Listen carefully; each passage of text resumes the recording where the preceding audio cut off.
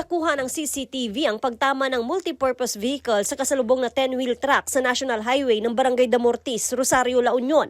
Nagtamo ng mga sugat sa katawan ng driver ng multipurpose vehicle.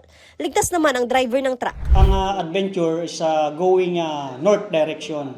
So as makita doon sa CCTV is medyo nag-encroach yung adventure kaya tumama po doon sa may side ng 10-wheeler truck. Ngayong bakasyon, inaasahan pa ng La Union Police Provincial Office ang dagsa ng mga motorista upang i-enjoy ang ganda ng LU. Pero kalakip nito ang maigpit ding paalala ng otoridad na pag-iingat sa pagmamaneho para makaiwas sa anumang disgrasya. Importanteng i-check ang sasakyan, maging ang sarili at pag-aralan ng kalsada lalo na kung bago lamang na bumiyahe sa lugar. Sa mga motorista po natin na magtra-travel, lalo na po yung puyat at saka galing po sa malalayong lugar. So we see to it pag inaantok po tayo or medyo nakainom or pagod. So, i-park po lang natin yung sasakyan natin sa safe area like yung mga gasoline gas station para magpahinga or umidlip ng konti para hindi po tayo madisgrasya sa kalsada.